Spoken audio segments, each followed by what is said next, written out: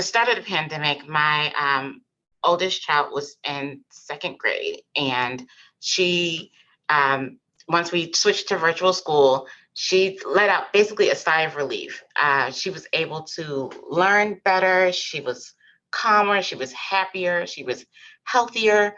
And so I started noticing these major changes in my daughter. And being a researcher, the first thing I thought was, is this an anomaly, or is this something that a lot of Black children are experiencing as a result of being able to learn in a loving environment, in an environment free from uh, microaggressions, and an environment free from racism. And so what I did was reach out to a group that I have access to of 10,000 Black parents and asked, were their children experiencing the same thing? What was their experiences with virtual school? And this had been pretty much one of the first times that I had seen anything related to positive responses to people with virtual schools. And what I found was that 45% of the Black parents asked said that if virtual school was to remain an option, and if their jobs would allow for them to continue, that they wanted to keep their children in virtual school. 20% of the parents said, regardless of what's going on with my personal life and my job and my household income, virtual schools is a better place for our children to be, because we could, one, hear what was happening in schools. A lot of the things that the parents really enjoyed was that they were able to listen and hear the way that teachers were interacting with their children. They were able to step in if they felt like there was something happening to their child that was unjust. They were able to also have correct they were also able to have real-time conversations with their children if they felt like they needed to correct something that was said that may have been historically inaccurate or culturally inaccurate that their children are learning in schools. And so having their children home with them really seemed to offer this new sense of safety and security for Black parents that having our children in in-person school didn't seem to have. One of the things that was talked about often with that group of parents that came out of that work was that the school-to-prison pipeline was being disrupted. Black children represent 16% of those in public schools, but 31% of school arrest. We talk about how school is, the safest and best place for children to be, but yet prior to the pandemic, Black children were expelled or suspended from school at 3 times higher rates than white children. So when we think about schools, and when we say things like we need to reopen schools, we have to get all children back in schools. Schools are the safest place for children to be. Schools are where learning happens best.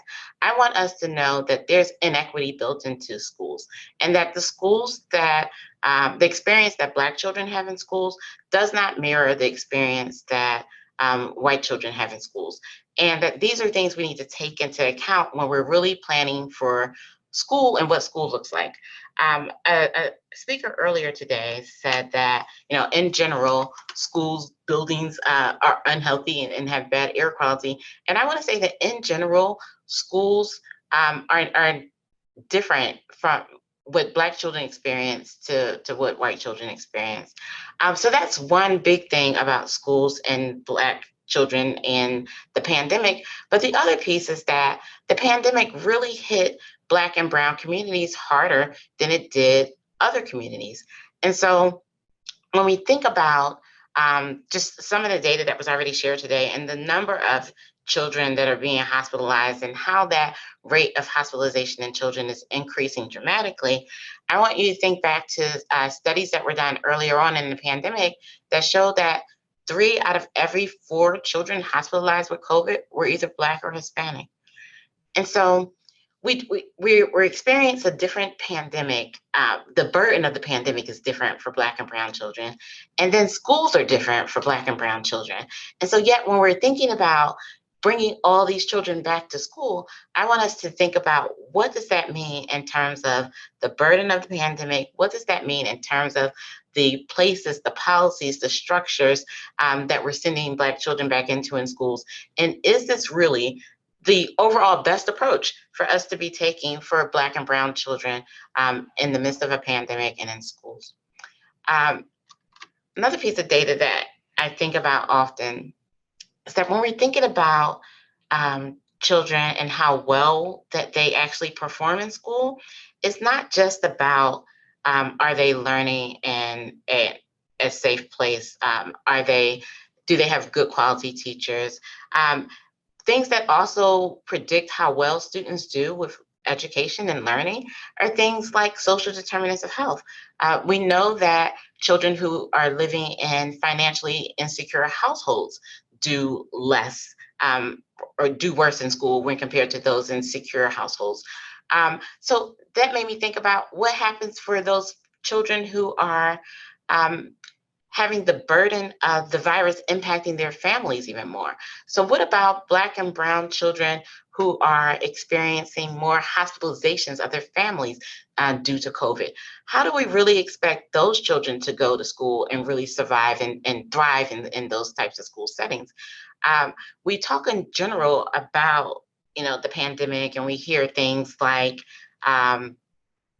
children were about 4 months behind at the end of the school year last year. And then when we think about Black children, they were about 6 months behind their where they would have been in traditional school years. But to me, that doesn't say that the issue here is the fact that we had virtual school or pandemic schooling or hybrid school or however school looked last year. It tells me that there was something happening within Black and Brown communities throughout the school year last year that we really need to take into account and that can impact children's learning. And could it have been the data that we've just seen where Black families, Black people were almost 3 times more likely to be hospitalized than white families, or white people, that Black people were 2 times more likely to die of COVID than white people. When we look at Native Americans, that number is almost 3.5 times more likely for a Native American person to have been hospitalized, and almost 2.5 times more likely for a Native American person to die of COVID during that same time frame.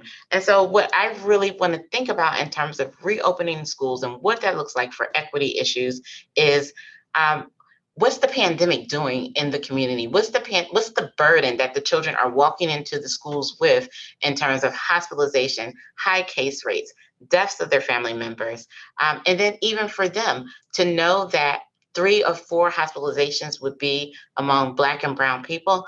These are major concerns that we need to think about in terms of children in schools and their ability to learn and their ability to progress through the rest of this pandemic.